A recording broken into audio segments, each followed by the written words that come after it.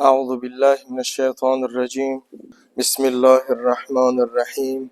الحمد لله رب العالمين، والصلاة والسلام على أشرف الأنبياء والمرسلين وعلى آله وأصحابه أجمعين. اما بعد، السلام عليكم ورحمة الله وبركاته.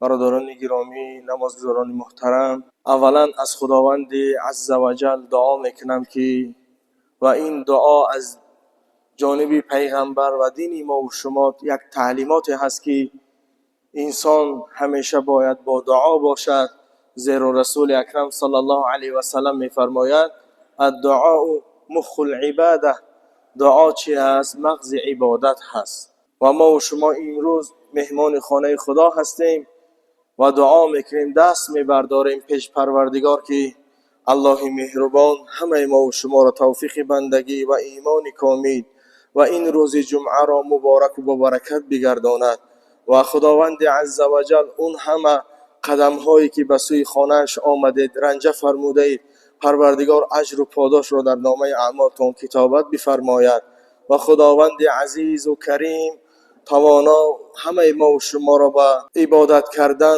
و تلاوت قرآن کردن موفق و سربلند بگرداند و پروردگار عظیم و شأن این سرزمین ما و این کشور ما را از همه بلاها و وباها نگه بدارد و پیشوای معظم ملت و اون شخصانی خیرخواه و این در این کشور ما و شما هستند و اون سربازانی که در مرز و بوم وطن شبهای خود را بیداری میکنند و خداوند اجر و پاداش را نصیب روزیشان بگرداند، از همه بلاها و وباها نگهشان بدارد و در کسب و کارشان برکت عطا بفرماید. و صلی الله علی خیر خلقه محمد و علی آله و اصحابه اجمعین برحمتک یا ارحم الراحمین. برداران عزیز، موضوع جمعه امروزه ما و شما در موضوع پرچم هست و به نزدیکی هم ما جشن این را میگیریم و خوشبختانه مردم ملت تاجیک و این کشور محبوب ما و شما روز پرچم را همچون عید جشن میگیرند. این هم با عنایت و کمک پروردگار هست و با دستگیری سرور دولت پیشوای معظم ملت ما و شما پرچم دولتی خود را داریم. البته در جمعه گذشته ما در بابت قدرشناسی زحمت‌های شخصیت‌های بزرگ ملت این بجا آوردن شکر آفریدگار معلومات داده بودیم و امروز باشد میخواهم دوامی منطقی موضوع گذشته را ادامه داده در موضوع پرچم ملی که مقدسات ملی و حفظ کننده ارزش‌های ملی مذهبی و دینی ماست سخن گویم. هنوز در زمان پیغمبر اسلام محمد مصطفی صلی الله علیه و سلم پرچم تجسمگر قدرت، توانایی، غالبیت و هستی قوم و قبیله بود که نه هر شخص قدرت و توانایی حفظ نمودن پرچم را داشت. از حدیث رسول اکرم صلی الله علیه و سلم به ما معلوم است که در جنگ خیبر پیغمبر اسلام محمد مصطفی صلی الله علیه و سلم گفته بودند من پرچم را به کسی میسپارم که خدا و رسول او را دوست می‌دارد و او خدا و رسول را دوست دارد. ببینید که در زیر این پرچم و یا با بالا کردن آن از منبرهای بلند ایمان و اراده ما، ارزش‌های دینی و مذهبی ما، هویت ملی ما، دولتداری ما، نفوذ ما، صاحب خردی ما، اصالت تاریخی و مهمترش استقلالیت ما در نزد دیگران معرفی می‌گردد و ما از این باید در افتخار باشیم، شکرانه کنیم که چنین شکوه و شهامت به ما نصیب گردید. شکرانه کنیم که سرور خردمند و دوراندیش داریم که دولت ما را در عرصه جهان شناخته کرد و ما اعتراف گردیدیم. در نوبت خود در برابر نشان، ارتش و اسعار ملی، پرچم نیز یکی از مقدسات ملی و رکنهای دولتداری است. پرچم بیانگری خصوصیت، افشاگری نیازها و انعکاس کننده ثروت‌های معنوی و مادی ملت هست. پرچم دولتی جمهوری تاجیکستان رمز استقلالیت واقعی تاجیکستان بوده، در آن تمام ارزش‌های ملی و مذهبی تجسم شده‌اند. خوشبختانه امروز در کشور ما تاجیکستان عزیز روز پرچم دولتی همچون رمز اتحاد و سرجمعی جشن گرفته می شود که به این مناسبت همه شما را تبریک نموده از پروردگار و از آفریدگار پایداری ابدی این پرچم را طلب می‌کنیم. در اکثر مورد پرچم با نام‌های بیرق و لیوا میان مردم ما معروف هست. یکی از خصوصیت‌های خاص آن متحدی و سرجمعی مردم یک دولت بهر حمایه ارزش‌های ملی، دولتی و سرزمین اجدادی میباشد. یعنی اتحاد و سرجمعی مهمترین رمز پرچم دولتی است. در منبرهای بلند جهان جایگاه خود را یافته است. برافراختن و شناخته شدن پرچم دولتی ما محض با تلاش و کوشش‌های جانثارها و زحمت‌های بی‌نظیر راهبر دولت ما، سیاست دوربینانه و خردمندانه پرزیدنت محترم کشورمان به دست آمده است. اتحاد و سرجمعی در دین مبین اسلام نیز موقع خاص دارد، طوری که در آیه سوره آل عمران خداوند عزوجل می‌فرماید: استعیذ بالله واعتصموا بحبل الله جمیعا ولا تفرقوا واذكروا نعمت الله علیکم. شما بر اسمان پروردگار چنگ بزنید و هیچگاه پراکنده مشوید، تفریقه نشوید، جدا نباشید و نعمت‌هایی که خداوند به شما داده است او را یاد کنید. البته ما و شما مسئول هستیم که وظیفه‌دار هستیم که این همه نعمت امن و ثبات و این همه نعمت آسایشتگی و آرامی برای ما و شما هست، در این لحظه های اجابت دعا و در این مکان مقدس نشسته دعا کنیم که خداوند عزوجل باز هم بر دوام و تا ابد این سرزمین ما و شما را از همه بلاها و وباها نگه دارد و این پرچمی که ما و شما داریم یعنی تا آخری که هستیم خداوند بر دوام نگه بدارد. نگاه کنید که دوستان عزیز، خداوند عزوجل این نعمت بزرگی را برای ما و شما داده است. نه همه کشور و دولت به این مقدسات و به این نشان پرچم مشرف می‌گردد. خداوند از میان این تمام کشورها کشور ما و شما را با این پرچم که ما 1000 سالها انتظار بودیم و با کمک و یاری پیشوای معظم ملت با این پرچم مشرف گردیدیم.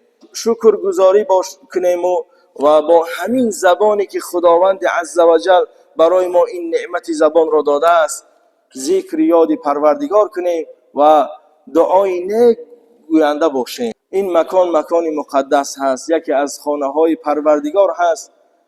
ما باید با ذکر باشیم. خداوند عزوجل می‌فرماید فذکرونی اذکرکم، شما مرا یاد کنید پس شما را یاد کنم. یا اینکه چگونه که شما در اینجا نشستین گوش می‌اندازید به امر معروف و نهی منکر و خداوند عزوجل به ما و شما دستور می‌دهد که فذکر فإن الذکر تنفع المؤمنین، شما یاد کنید، یکدیگر را نصیحت کنید، یکدیگر را پند دهید، زیرا پندهی شما، نصیحت شما فایده میرساند، مفید هست. عملهای نیکی ما و شما همگیش اجر و پاداش دارد، خیر و برکت هست. امروز که در اینجا می آییم و نزد پروردگار توبه و تضرع و از خداوند عزوجل هر چی میخواهیم طلب میکنیم و پشیمانی میکنیم که از گناههای کرده اما نزد پروردگار توبه میکنیم، خداوند عزوجل مهربان هست. خدای عزیز و کریم به ما بندگان میگوید که لا تقنطوا من رحمت الله، ای بندگان من از رحمت من ناامید نباشید، امیدوار باشید که من ان الله یغفر الذنوب جمیعا، همه گناهان شما را مغفرت میسازم، همه گناهان شما را میبخشم. دوستان عزیز، از این نظر میان ما مسلمانان تاجیکستان پرچم موقع و جایگاه خاص دارد. بیهوده نیست که دشمنان در برابر کوشش نیست کردن زبان، فرهنگ، مدنیت، عرف و عادت تمام قوه را بهر آن روانه میکند که پرچم را نیز از بین برند، زیرا نیست کردن پرچم ملی نشانه شکست دولتداری و فاجعه ملی به حساب می رود. پرچم در حقیقت رمز اتحاد سربلندی می باشد. آن حس افتخار وطنداری، شناخت ملی، صاحب دولتی و صاحب ملکی تمام خرد و بزرگ مملکت هست. ببینید که چطور ملت و خلقیت های گوناگون عالم همه صاحب پرچم بوده به آن احترام می‌گذارند، با پرچم های خود افتخار میکنند. خلقیت هایی که عصرهای عصر دولتداری میکنند و امروز با گذشت 100 ساله ها خیلی مستحکم و پرقوت شده اند. پرچم های خود را به صفت رمز مقدس در لباس ها و تجهیزات ها و اسباب های تکنیکی ثبت کرده به تمام دنیا پهن می سازند. پرچم همچون رمز ملت پیشرفته معرفی گردیده آنها را به جهانیان شناس میکنند. مردم تاجیکستان هم برای رسیدن به پرچمداری و استقلال بسیار راه‌های دشوار و پرپیچ‌وتاب را پس سر نموده است. بعد 1000 سال از دست دادن دولت ملی امان یعنی دولت سامانیا ما دوباره صاحب دولت ملی و پرچم ملی گردیدیم.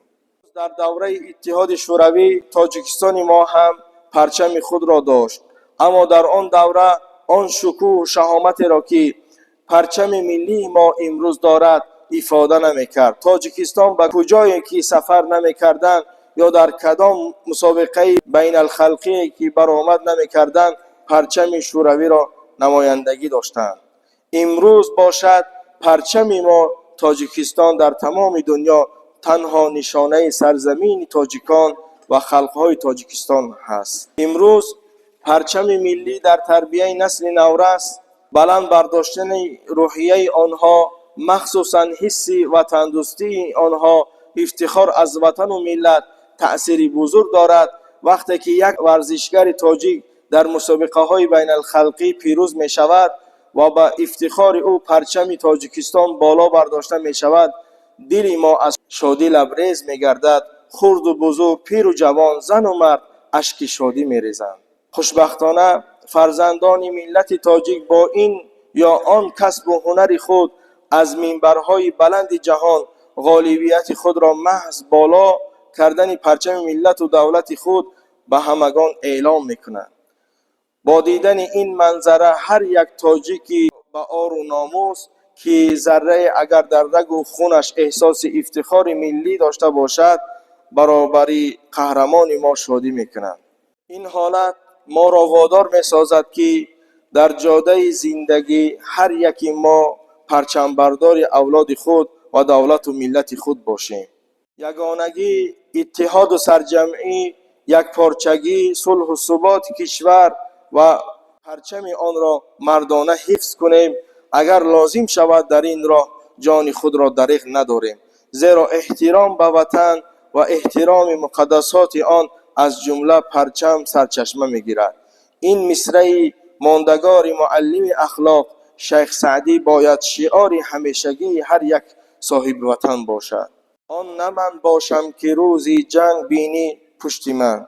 برادران گرامی، وقتی که در اجلاسه تقدیرساز 16 شورای عالی تاجیکستان محترم جناب عالی امام علی رحمان همچون رئیس شورای عالی انتخاب گردید، نخستین کاری که انجام داد این عرض ادب و احترام در نزد پرچم ملی بود. راهبر دولت پرچم تاجیکستان را همچون بزرگترین مقدسات ملی بوسیدند و قول دادند که به تاجیکستان جنگ زده صلح می آرد. این عمل احترام بلند نسبت به مقدسات ملی، جوانمردی، حس بلندی، وطندوستی و صداقت نسبت به ملت را نشان داد. همین صداقت و محبت به ارزش‌های ملی سرور دولت ما در مرحله‌های بعدی نیز ادامه دادند. این بود که در اساس یک فرمان خود آغاز از سال 2009 همه ساله 24 نوامبر را روز پرچم دولتی جمهوری تاجیکستان اعلان داشتند. علاوه بر این در اساس فرمان سرور دولت 30 اوگوست سال 2011 در شهر دوشنبه در پهلوی قصر ملت بلندترین پرچم در دنیا برافراخته شد. در مراسم کشاده شوی این پرچم نمایندگان کتاب رکوردهای گینس اشتراک کرده به تاجیکستان شهادتنامه رکورد نو جهانی را سپاریدند. در جهان بلندترین پرچم بنیاد کردن هم نشانه خاص است. این معنای سربلندی، ابدیت و کم نبودن از دیگر خلقها و ملتها می باشد. نمایندگان ملت تاجیک امروز در تمام گوشه و کنار عالم کار و زندگی دارند. بلندی پرچم از طرف دیگر نشانه های آن است که سایه آن در تمام عالم بر سر هر یک تاجیک و تاجیکستانی سایبان باشد. نمازگزاران گرامی، با استفاده از همین فرصت یک حادثه تاریخی را که به زندگی عارف مشهور ملت ما نجم الدین کبری و به مسئله نقش پرچم در روزگار گذشتگان ما ربط دارد میخواهم یادآور شوم. این قصه را در یکی از موعظه ها گفته بودیم، اما تکرار آن امروز نیز به مورد هست. وقتی آوازه حمله لشکر مغول به خوارزم میرسد، خوارزمیان به پیش عارف معروف شیخ نجم الدین کبری که در آن ایام مقیم خوارزم بود آمده میگویند که ای شیخ دعا کن تا این بلا برطرف شود. شیخ میگوید که این بلای بزرگ است و آن را تنها به دعا برطرف کرده نمی شود. پس به نجم الدین کبری گفتند که با مریدان از خوارزم بیرون شو، مغول ها چون به خوارزم رسند تو را و مریدان تو را امان نخواهند داد. شیخ گفت که من در روز شادی و نشاط همراه مردم بودم، از این رو به خود اجازه نمیدهم که در روز سختی از خوارزم بیرون روم. نقل میکند که چون لشکر مغول به خوارزم حمله کرد، شیخ از نخستین کسانی بود که دامنه خود را از سنگ پر کرده به مقابل مغول ها ایستاده شد. چون سنگ های دامنش به آخر رسید، از دست پرچم بردار مغول پرچم مغول را کشیده گرفت.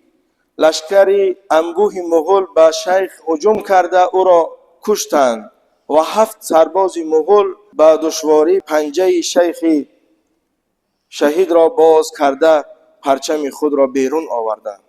مولانا جلال الدین بلخی هم به این اشاره به همین حادثه تاریخی میگوید به یک دست می خالص ایمان نوشند، به یک دست دیگر پرچم کافر گیرند. این است اصل وطن دوستی و پرچم برداری در روزگار گذشتگان ما. از این رو ما باید پیروان راستین همین راه مقدس باشیم. نمازگزاران محترم، این همه کوشش ها و تلاش هایی که بزرگان ما کردند و این همه مقدساتی که ما در کشور خود داریم که یکی از مقدسات وطن این پرچم ملی دولتی ما هست و این همه کوشش ها به آسانی نآمد. البته زحمت کشیدن و حتی جان خود را در خطر گذاشتن و امروز ما و شما با کوشش اون بزرگان امروز در مسجد آمده جمع می شویم و عبادت میکنیم و اون امن و ثباتی که ما و شما داریم بعضی از کشورها هوس این امن و ثبات ما و شما را میکنند.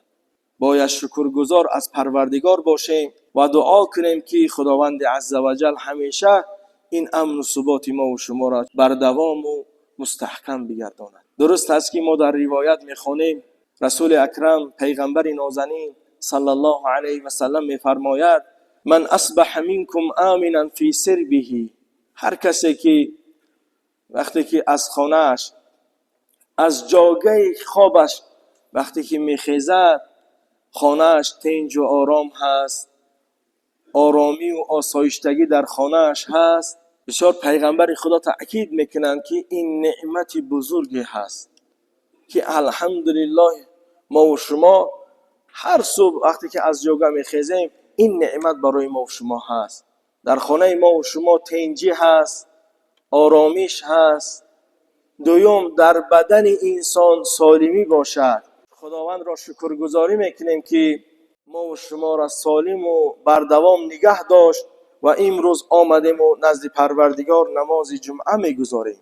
پیغمبر خدا صلی الله علیه و سلم میگوید که یکم نعمتی که انسان از جایگاهش میخیزد در خانه او امن و امنیت و ثبات باشد. دوم بدن او سالم باشد. حالا مریضی یا که درد و رنج یا بیماری این یک درد هست که انسان را از عبادت و از تمام کار منع میکند. انسان که بیمار باشد دیگر یگان جا رفتن هم خوش ندارد، اما وقتی که بدنش سالم هست اون عبادت میکند، نمازهای نافله زیاد میخواند. سیوم نعمت را که پیغمبر خدا صلی الله علیه وسلم گفتند و عنده قوت یومه، همون روزه رزق و روزیش در خانه اش باشد. این یک نعمت بزرگی هست که برای بنده باید شکرگزار باشد.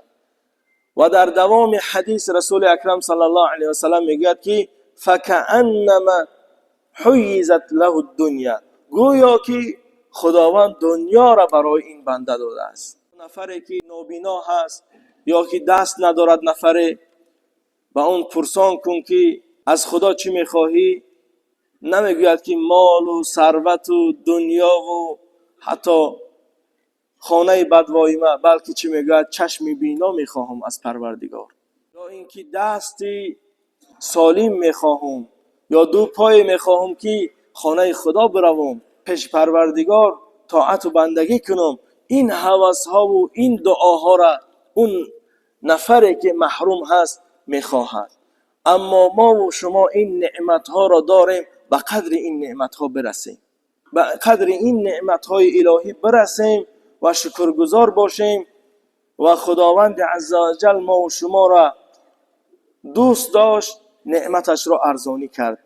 ولقد خلقنا الانسان فی احسن تقویم، خداوند هم در قرآن اشاره میکند که ما انسان را به بهترین صورت خلق کردیم که از اون قطره آبی منی دهد نطفه را صورت چون پری کی کرده است در آن صورتگری.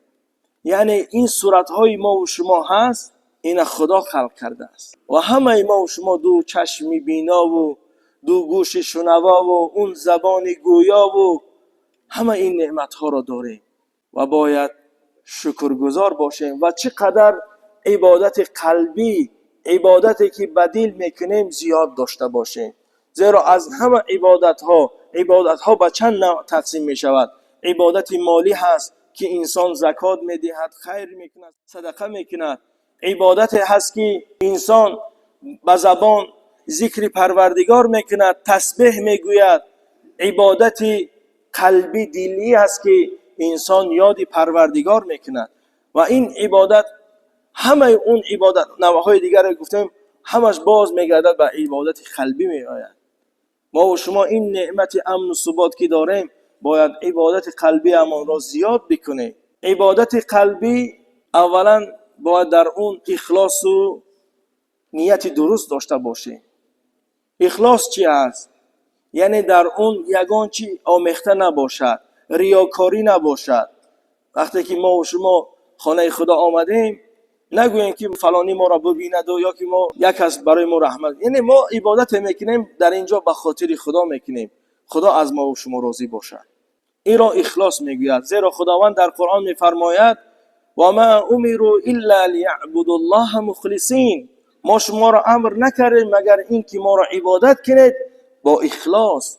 پروردگار را عبادت کنید با اخلاص. اخلاص در عبادت مهمترین چیزی هست. دوم نوع عبادت قلبی این است که محبت. چه دین زیبایی داریم که ما و شما را تعلیم میدهد که محبت داشته باشیم. چگونه ای که انسان یا که نفر به پدر و مادر دوستی میکند یا که پدر و مادر به فرزند دوستی میکند، همه اینها اجر و پاداش دارد و همه اینها عبادت هست. نفر با همسر خود دوستی میکند، با فرزند خود، با خویش تبار خود، با برادر و همسایه خود دوستی میکند و این تعلیمات دین مبین اسلام هست. اجر و پاداش دارد، ثواب دارد. سیوم خوف و رجا، انسان باید امیدی به پروردگار داشته باشد و ترس خدا داشته باشد.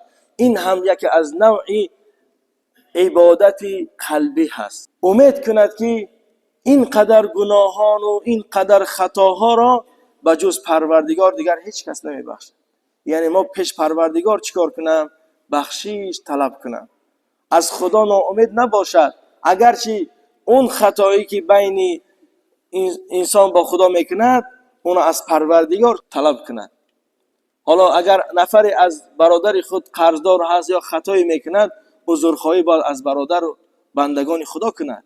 اما اون معاملاتی که انسان با خدا میکند او از خدا طلب کند. ترس چگونه که در اول سخن گفتیم که خدای عزوجل میفرماید قل یا عبادی الذین اسرفوا علی انفسهم لا تقنطوا من رحمت الله ان الله یغفر الذنوب جمیعا. بگو ای رسول اکرم محمد مصطفی صلی الله علیه و سلم به بندگان من که به نفسهای خود ظلم کردند، ستم کردند و گناه کردند، از رحمت خدا ناامید نباشند، رحمت پروردگار را امید کنند. ان الله یغفر الذنوب جمیعا، خداوند عزوجل تمام گناهان او را میبخشد، میآمرزد.